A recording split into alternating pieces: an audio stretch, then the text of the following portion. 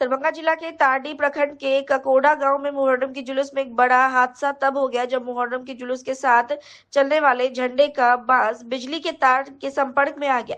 बिजली के तेज झटके और आवाज के साथ बिजली का तार नीचे जमीन पर गिर गया और इस बिजली के करंट जुलूस में चल रहे दर्जनों लोगों को अपनी चपेट में ले लिया। बिजली के करंट के बाद वहां अफरा तफरी मच गई और लोग अपनी जान बचाकर इधर उधर भागने लगे। इस घटना में एक व्यक्ति की मौत हो गई जबकि 2 दर्जन से ज्यादा लोग घायल हैं, जिसमें कुछ लोगों की हालत बेहद चिंताजनक है। तत्काल घटना की सूचना पर करीब 1 दर्जन एम्बुलेंस मौके पर भेजा गया है। गंभीर रूप से घायल को दरभंगा डीएमसीएच अस्पताल लाने का काम जारी था। वहीं गांव वालों की बात माने तो इस घटना में 50 से ज्यादा लोग करंट से झुलसे हैं, जो अलग अलग अस्पतालों में अपना इलाज करा रहे हैं, तो कुछ निजी अस्पताल में भर्ती किए गए हैं। पूरी घटना का लाइव वीडियो भी सामने आया है, जिसमें साफ देखा जा सकता है कि सैकड़ों की संख्या में मुहर्रम के जुलूस पूरे उत्साह में लाठी डंडे भाजता जा रहा है। लोग बैंड बाजे धुन पर होने वाले हादसे से बेखबर झूमते आगे बढ़ते हैं। जुलूस में युवाओं की टोली के साथ बच्चे और महिलाएं भी आगे पीछे जाती दिखाई दे रही हैं। इसी जुलूस में एक बड़ा मुहर्रम का झंडा भी लहराया जा रहा था। जैसे ही जुलूस चौकी मिलान के लिए पहुंची तभी झंडे का एक सिरा बिजली के तार के संपर्क में आ गया और यह बड़ा हादसा हो गया। हादसा के बाद लोग पहले तो जान बचाकर खुद भागे, लेकिन कुछ पल के बाद ग्रामीण अपनों को खोजने और दूसरों की मदद भी करते दिखाई दे रहे हैं। घटना की सूचना पर मौके पर अतिरिक्त पुलिस बल के अलावा प्रशासन के लोग भी पहुंचे और तत्काल पीड़ित लोगों को जल्द से जल्द अस्पताल पहुंचाने का काम शुरू किया गया है। हालांकि तब तक बहुत से लोग खुद अपनी व्यवस्था से अस्पताल का रुख कर चुके थे। ग्रामीणों का आरोप है कि सभी वर्ष मुहर्रम के जुलूस के समय बिजली काट दी जाती है, लेकिन इस वर्ष बिजली नहीं काटने के कारण यह हादसा हो गया है। यह बहुत बड़ी लापरवाही है। बिजली आखिर क्यों नहीं काटी गई थी, यह जांच का विषय है। अगर बिजली जुलूस के समय काट दी गई होती तो इतनी बड़ी घटना नहीं होती। दरभंगा के जिलाधिकारी कौशल कुमार ने घटना की पुष्टि करते हुए फोन पर बताया कि बिजली की करंट लगने से यह घटना हुई है। तकरीबन 15 से 20 लोग करंट से झुलसे हैं, जबकि एक व्यक्ति की मौत करंट लगने से हो गई है। मुहर्रम की जुलूस के समय आखिर बिजली क्यों नहीं काटी गई थी, इसकी जांच की जा रही है। जांच के बाद लापरवाही बरतने वाले सभी लोगों के खिलाफ कार्रवाई करने का भी भरोसा दिया।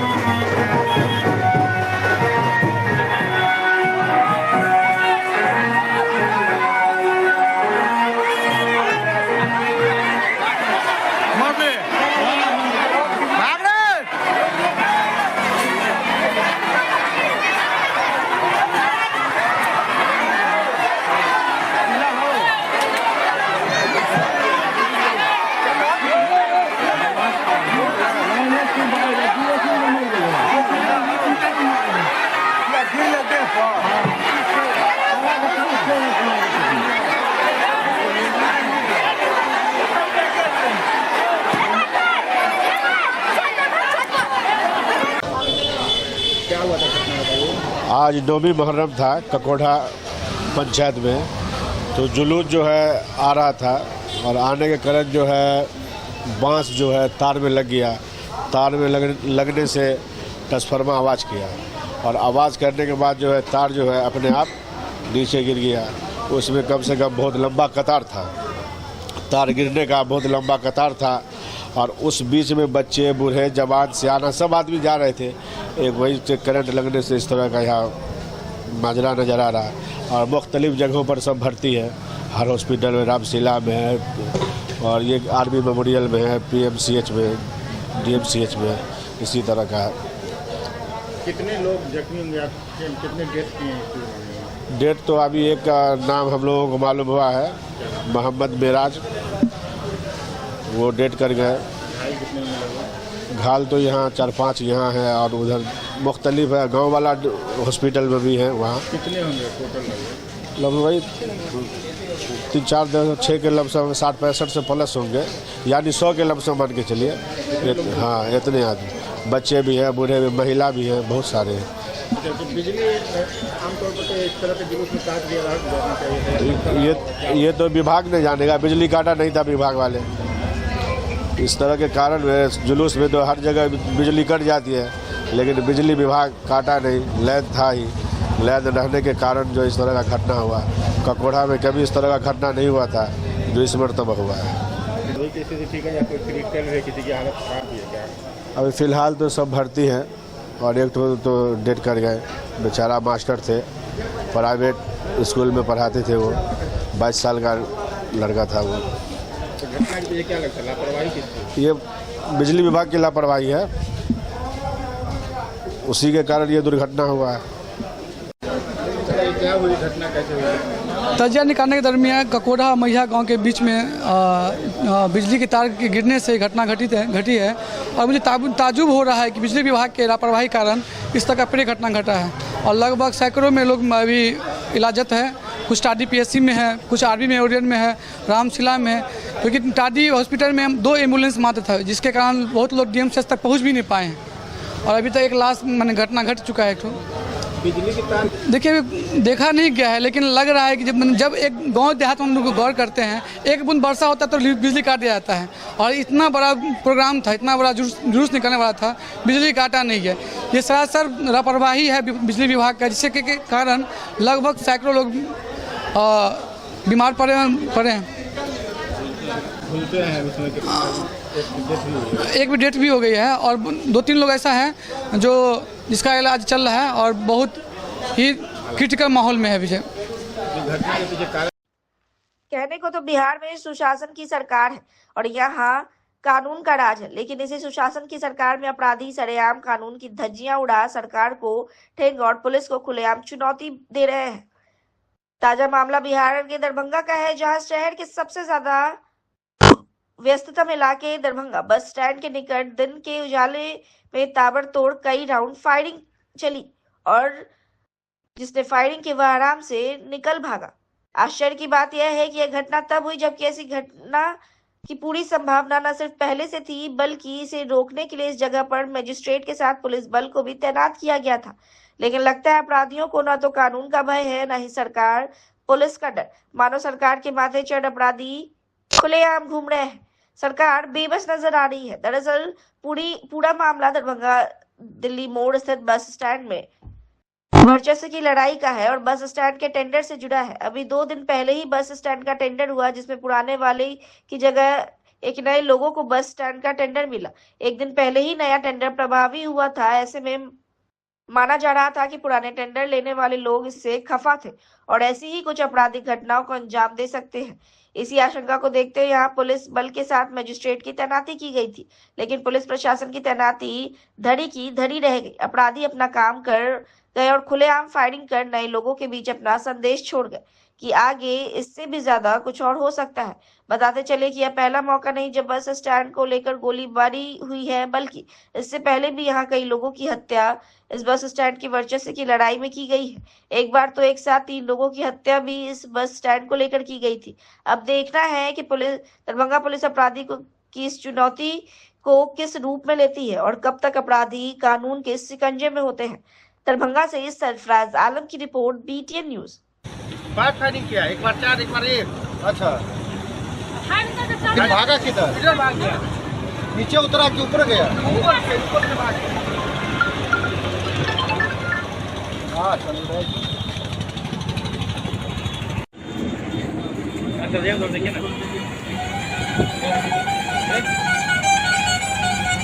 Hello hello.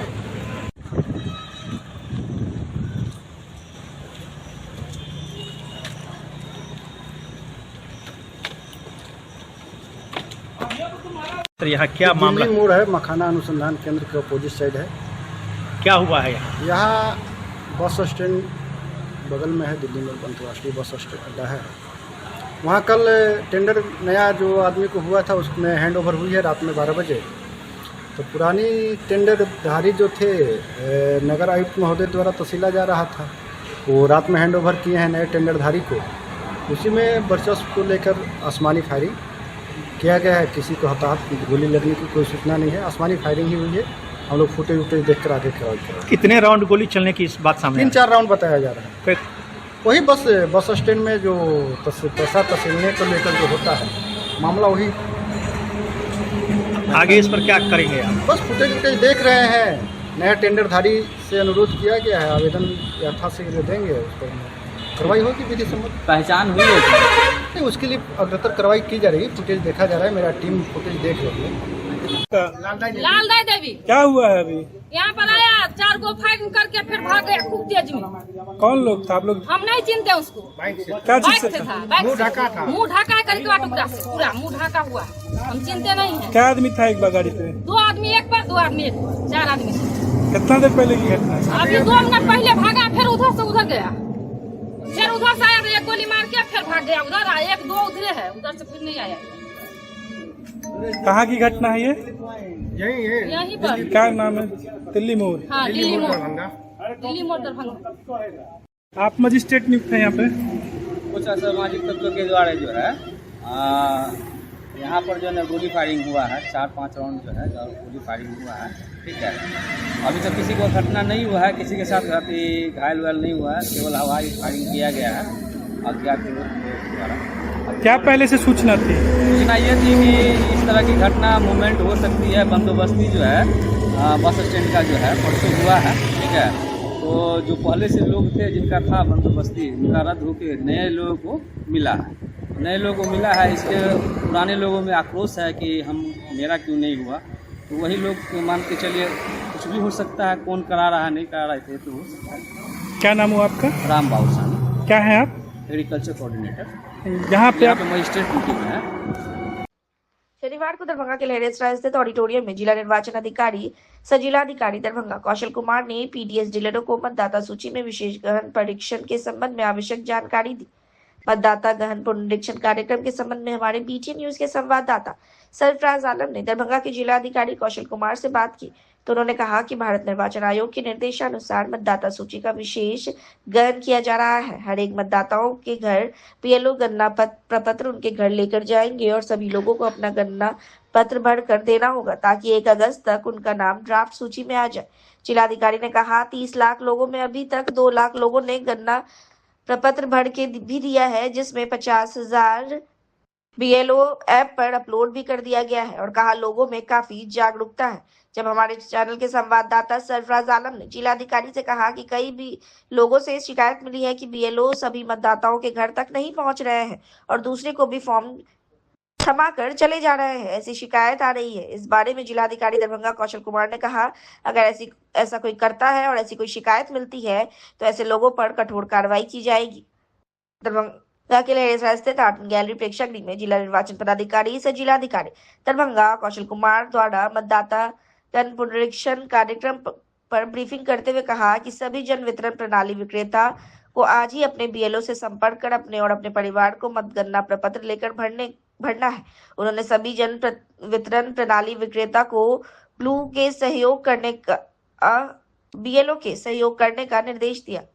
बीएलओ के आने से पहले अपना दस्तावेज का फोटो कॉपी करने का निर्देश दिया। उन्होंने सभी जन वितरण प्रणाली विक्रेता को कार्डधारी की मतदाता सूची का गहन पुनरीक्षण के संबंध में घर घर जाकर जानकारी देने को कहा।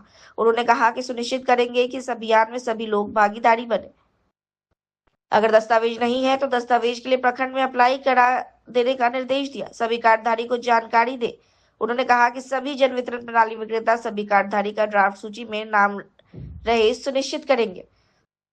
गहन पुनरीक्षण का अर्थ होता है मतदाता सूची का पुनः सत्यापन करना। मृत मतदाता को मतदाता सूची से डिलीट करने के लिए यह अभियान चलाया जा रहा है। जिलाधिकारी ने कहा कि वर्ष 2003 में 1 जनवरी को अर्हता तिथि मानकर जो मतदाता सूची बनाई गई थी, जिसमें जिन लोगों का नाम उस समय से पहले दर्ज है, उन्हें इस बार दस्तावेज देने की आवश्यकता नहीं है। उन्हें केवल गणना प्रपत्र भरकर अपनी प्रविष्टियों की पुष्टि करनी है। साथ ही इसके अतिरिक्त यदि किसी व्यक्ति के माता या पिता का नाम 1/1/2003 की सूची में दर्ज है तो वह व्यक्ति भी दस्तावेज प्रस्तुत किए बिना नामांकन के योग्य होगा।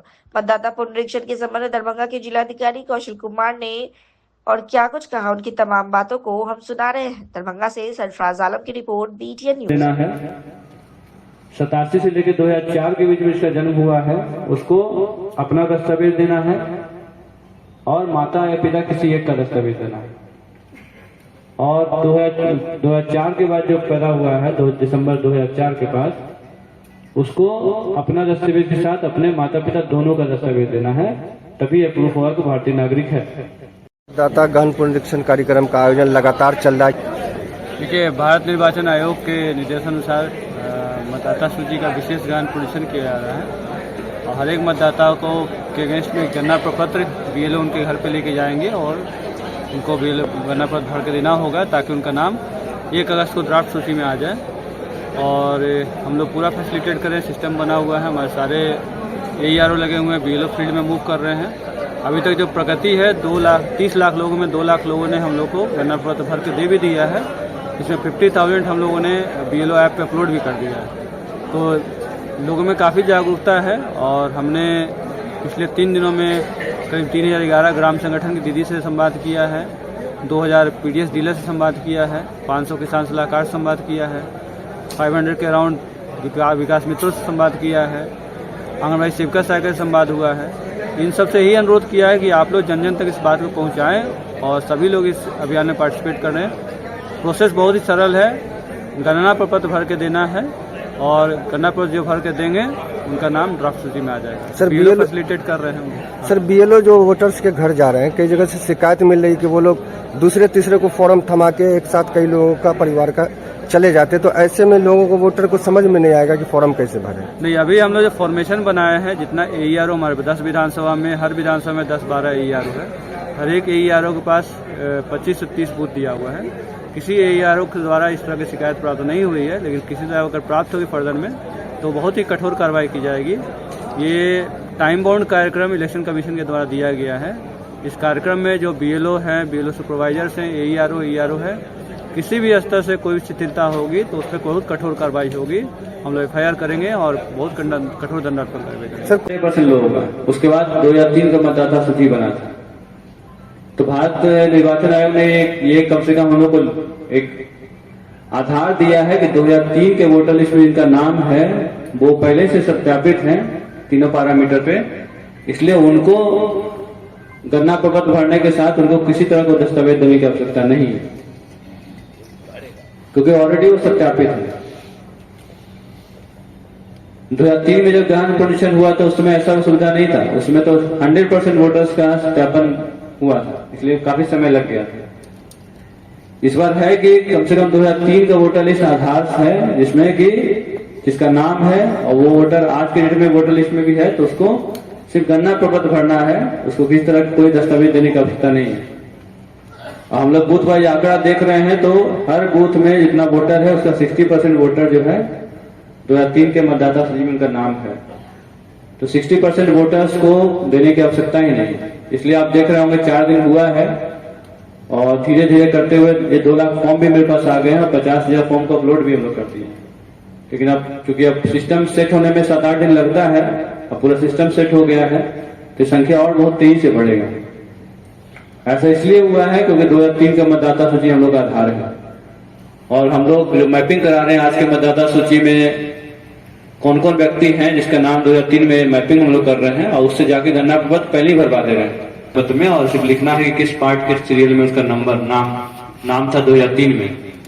अगर आपको पता तो दिखाएंगे, नहीं पता है तो BLO खोजे हुए हैं और BLO लिख के आपसे साइन कराएंगे और कोई दस्तावेज देने की आवश्यकता नहीं है। उसके अलावा 2003 के बाद जो ऐड हुए हैं 7-8 लाख वोटर्स, वो कौन है? वो तो 2003 में जो वोटर्स थे उन्हीं के बेटा बेटी पोता पोती सब है, ठीक है।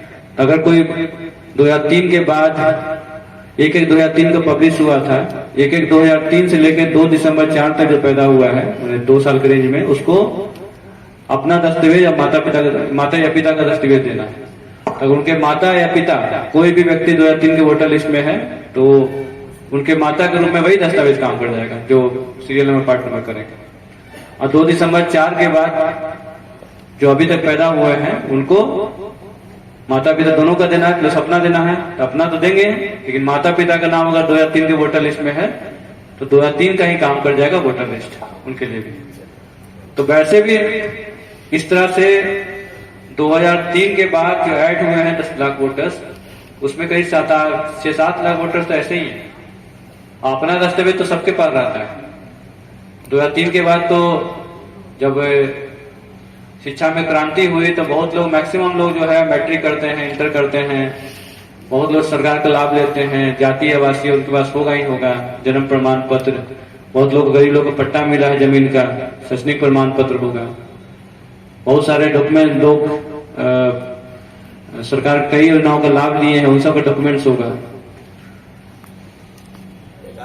ठीक है, तो बहुत सारा 11 डॉक्यूमेंट्स जो है वो सिर्फ इंडिकेटिव है, वो एग्जॉस्टिव नहीं है। 11 डॉक्यूमेंट्स के अलावा भी कोई डॉक्यूमेंट्स आपके पास।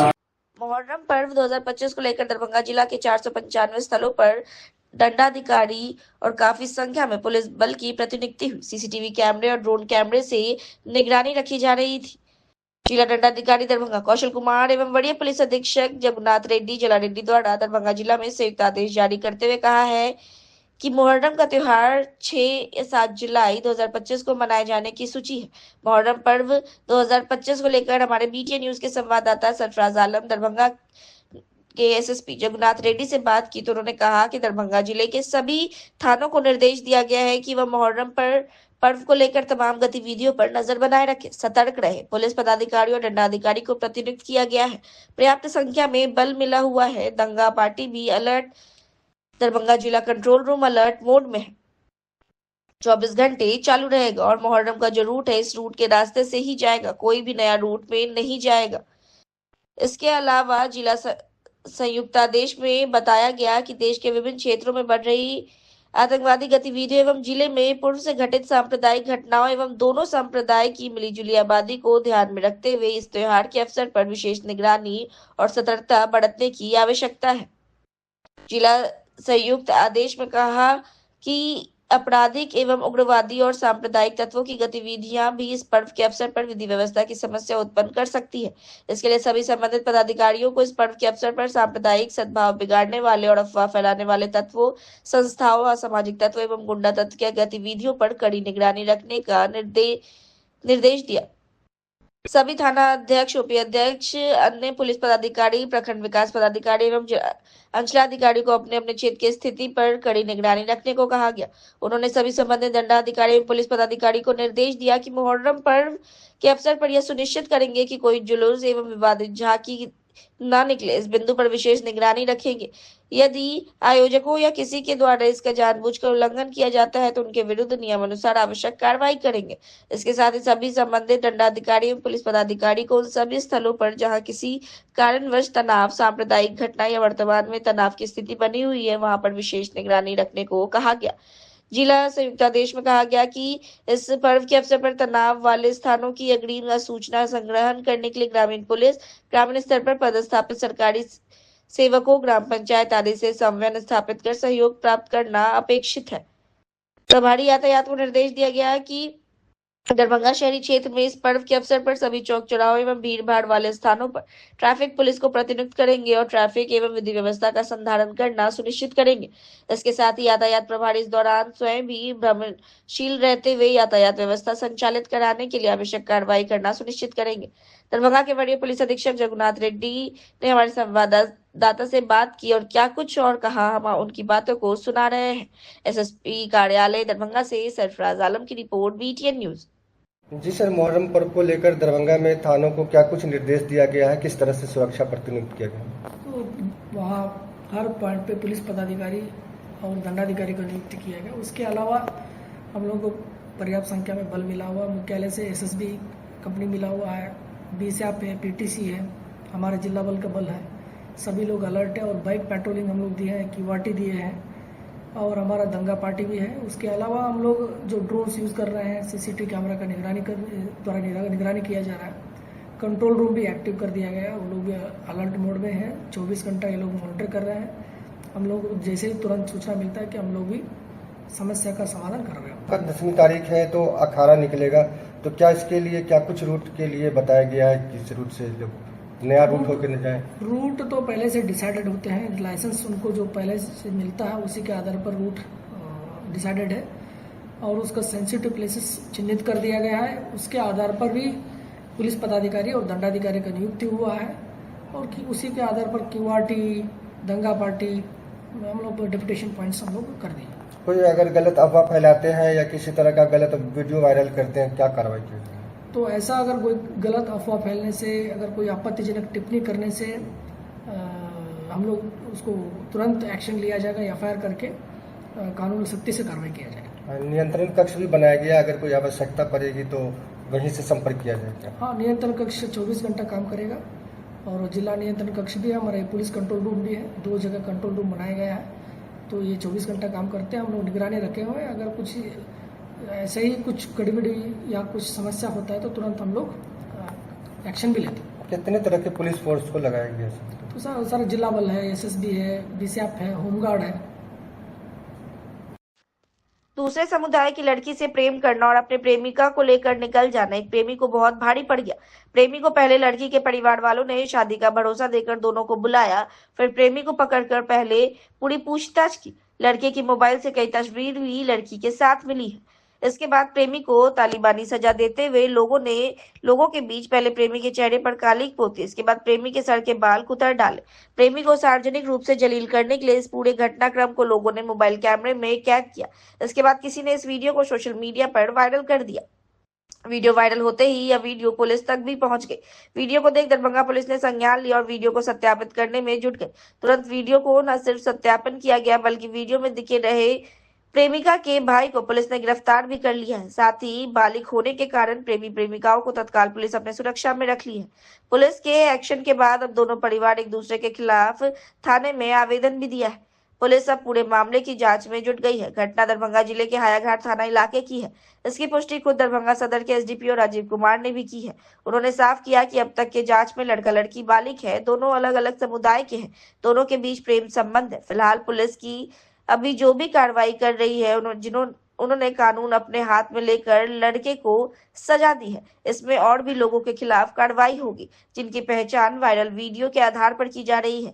दोनों पक्ष से आवेदन मिला है, उसकी भी जांच में पुलिस जुट गई। अच्छा, तुम्हारे साथ कौन था? किसका किसका सपोर्ट था तुम्हारे बॉल लेके जाने में? क्या साल से लड़की के बाद उसको बोला गया है? क्या नाम है उसका? ये तुम्हारा दोस्त नाम बताना। प्रेम उसका इन्वॉल्वमेंट था इसमें? एक सेकंड रुको ना, इन्वॉल्वमेंट है उसका नंबर हम बोल रहे नहीं है, सही से बताओ, तुम्हारे लिए बेहतर है।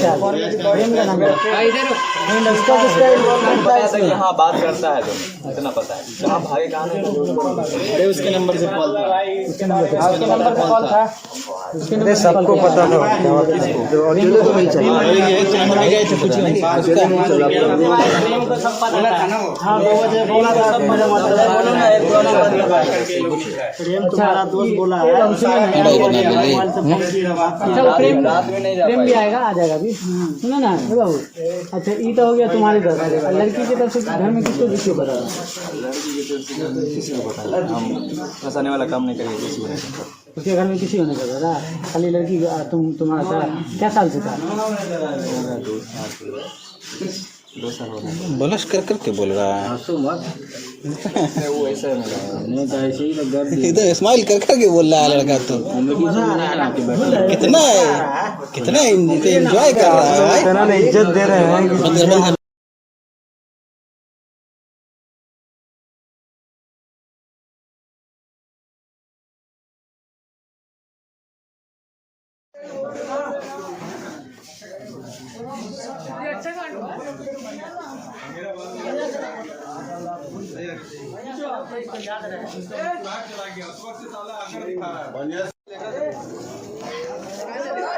थोड़ा खाली चूना लेके आओ।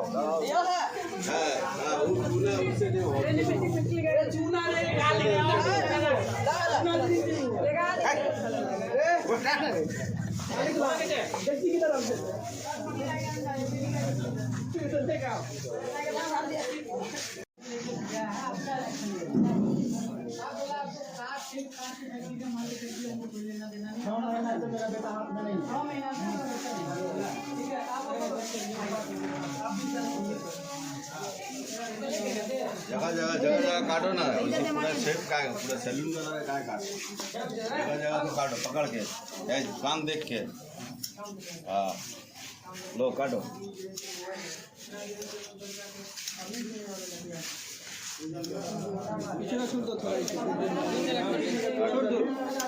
को काटिए ना वो।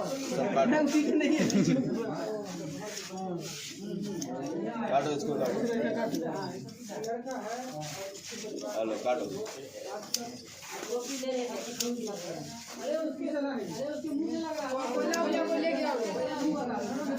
जा खाली चुना लेके जा, हेलो इसको काटो। पीछे का छोड़ दीजिए, तो मैं देखिए पीछे देगा। ना थोड़ा बहुत नहीं तो देखने में लग गया कि काटा हुआ बाल कैसे।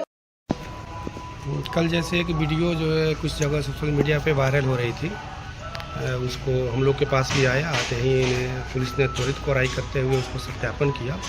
सत्यापन के बाद जो तथ्य सामने आए वो ये आए कि जो वीडियो में एक लड़का दिखाई दे रहा है उसका वो हयाघाट थाना क्षेत्र के बिलासपुर गांव का है। उसका अपने ही गांव के बगल के एक लड़की से प्रेम प्रसंग है। उसी प्रेम प्रसंग के क्रम में वे दोनों 1 जुलाई को अपने घर से निकल गए। फिर परिस्थितियों बस वे लोग 3 तारीख को वापस लौट आए। वापस लौटने के क्रम में जो लड़की के परिजन थे, विशेषकर उसका जो बड़ा भाई है, उसने लड़के को पकड़ा और उसके साथ बाल मुड़ने और ये कालिख लगाने की उसने कार्य किया। सत्यापन के बाद पुलिस ने त्वरित कार्रवाई करते हुए लड़की के उस भाई को अरेस्ट कर लिया गया है। लड़की और लड़के दोनों जो है कि पुलिस के संरक्षण में है। दोनों तरफ से FIR का आवेदन दिया गया है, FIR कर दिया गया है। चूँकि मुख्य अभियुक्त जो है गिरफ्तार किया जा चुका है। बाकी जो कानूनी प्रक्रिया है उस पर हम लोग आगे कार्रवाई कर रहे हैं। सर, 2 समुदाय के बीच का ये मामला बताया जा रहा है, इसको कैसे देख रहे हैं?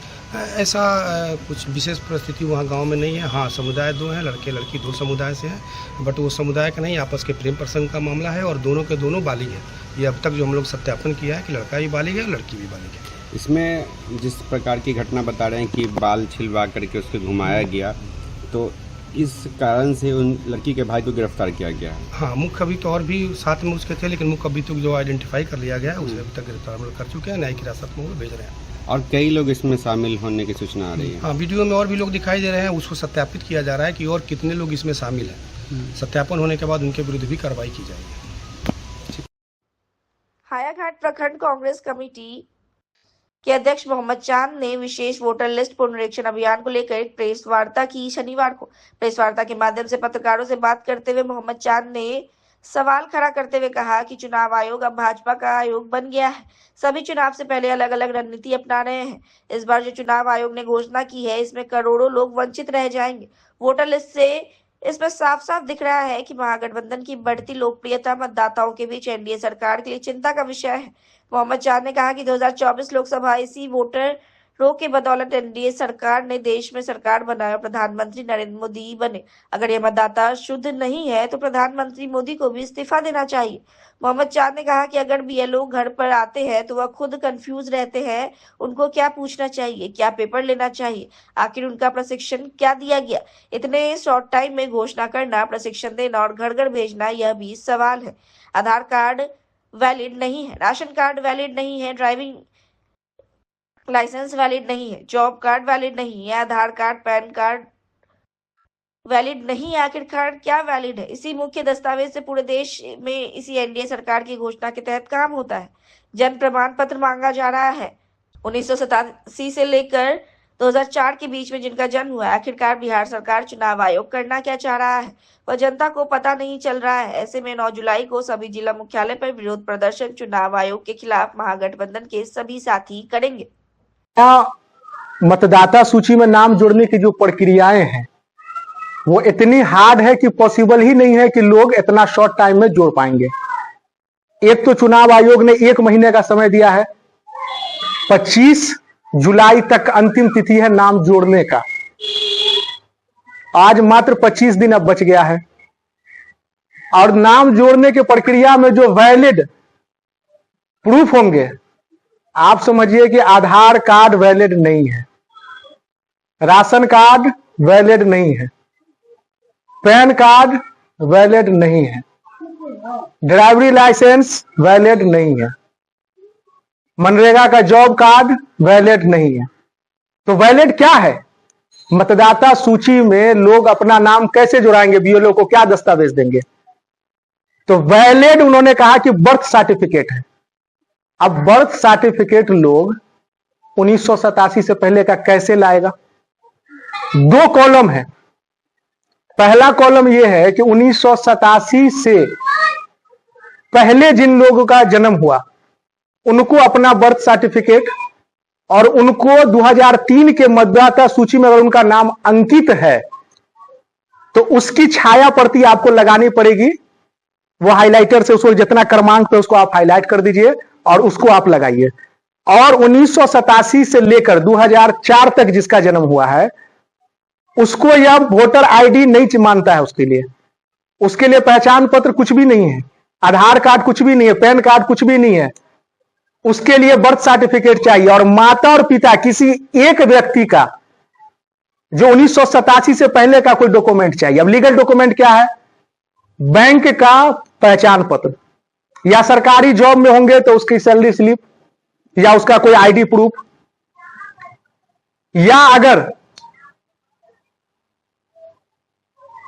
जो स्थिति इस सरकार ने बना दिया है वास्तविक तौर पर अगर आप उसको देखा जाए तो आप समझिएगा। मैं दूसरी बात कहना चाहता हूं, हायाघाट 84 विधानसभा अभी हम लोग का है और 2003 का जो वोटर लिस्ट इस सरकार ने जारी किया है, आपको पता है कि 2003 के वोटर लिस्ट में वो हायाघाट 92 विधानसभा होता था। अब गरीब लोग कैसे उसको इंटरनेट पे डाउनलोड करेगा? ये बीएलओ का काम नहीं है। बीएलओ आपको फॉर्म देगा और आपको बीएलओ को यह आईडी प्रमाण पत्र स्थिति बन रही है। अब यह प्रमाण पत्र बीएलओ को आपको देना पड़ेगा। आधार कार्ड वैलिड नहीं है, लेकिन बर्थ सर्टिफिकेट और रेसिडेंसी सर्टिफिकेट जिसको आवासीय प्रमाण पत्र कहते हैं, वह आवासीय प्रमाण पत्र बनता किस बेस पे? आधार कार्ड के बेस पे। तो आधार कार्ड के बेस पे वो बन रहा है, लेकिन सरकार कहती है आधार कार्ड वैलिड नहीं है। आप पासपोर्ट कहते हैं वैलिड है, पासपोर्ट किस पे बना? आधार कार्ड के बेसिस पे, लेकिन आधार कार्ड वैलिड नहीं है। मनरेगा का जॉब कार्ड वैलिड नहीं है। तो आपने जो प्रधानमंत्री आवास योजना भी बांटा है जिससे मनरेगा का जॉब कार्ड मोस्ट इंपोर्टेंट किया है, तो इसका मतलब आप शरणार्थियों को घर बांट रहे हैं। तो ये सब स्थिति है। और एक कॉलम है उसमें कि बीएलओ 3 बार मतदाता के घर पे जाएगा और उसको फॉर्म देगा कि आप इस पर पूरा डॉक्यूमेंट के साथ संकलन करके भेजिए। अब बीएलओ दरभंगा शहर में मुहर्रम की 9वीं तारीख को धार्मिक उत्साह और अनुशासन के साथ मुहर्रम खेल का भव्य आयोजन हुआ। शहर के विभिन्न मोहल्ला, ख्वाजा सराय, पंडा सराय, लहरिया सराय सहित कई स्थानों पर अखाड़े लगाए गए, जहां स्थानीय खिलाड़ियों ने शौर्य और साहस का प्रदर्शन किया। इन जगहों पर भारी संख्या में मुहर्रम देखने वाले और आम लोग इकट्ठा हुए और पूरे माहौल को गम और हुसैनियत के रंग में रंग दिया। खासतौर पर दरभंगा का ख्वाजा सराय और पंडा सराय इलाका आकर्षण का केंद्र बना रहा। युवाओं की टोली ने ढोल, नगाड़ों, बैंड बाजा और शेरवानी पोशाकों में जुलूस निकालते हुए अखाड़ों में हैरतअंगेज खेलों का प्रदर्शन किया। कई जगह मिट्टी का रस्म, जंजीर का मातम और अलम लेकर ताजिया जुलूस भी निकाला गया। मुहर्रम क्या है और मुहर्रम क्यों मनाया जाता है, इस बारे में हम आपको जानकारी दे दें कि इस्लामी कैलेंडर का पहला महीना मुहर्रम शहादत और सब्र का प्रतीक माना जाता है। इस महीने की 10वीं तारीख, जिसे आशूरा कहा जाता है, इस्लाम धर्म के पैगंबर हजरत मोहम्मद सल्लल्लाहु अलैहि वसल्लम के नवासे हजरत इमाम हुसैन और उनके 72 साथियों ने करबला के मैदान में अन्याय और जुल्म के खिलाफ लड़ते हुए शहादत दी थी। हजरत इमाम हुसैन ने उस समय के अत्याचारी शासक यजीद की बैअत करने से इनकार कर दिया और सत्य व इंसाफ के रास्ते पर डटे रहे। भूख, प्यास और यातनाओं के बावजूद उन्होंने अपने सिद्धांतों से समझौता नहीं किया और इस्लाम को उसका असली रूप दिखाया। मुहर्रम मनाने का मकसद न तो जश्न है न तो त्योहार, बल्कि एक शोक और सबक का महीना है। मुसलमान इस महीने रोजा रखते हैं, ताजिया निकालते हैं, मातम करते हैं और हजरत हुसैन की कुर्बानी को याद करते हुए इंसाफ, सब्र और सच्चाई की राह पर चलने का संकल्प लेते हैं। दरभंगा से सरफराज आलम की रिपोर्ट, BTN न्यूज।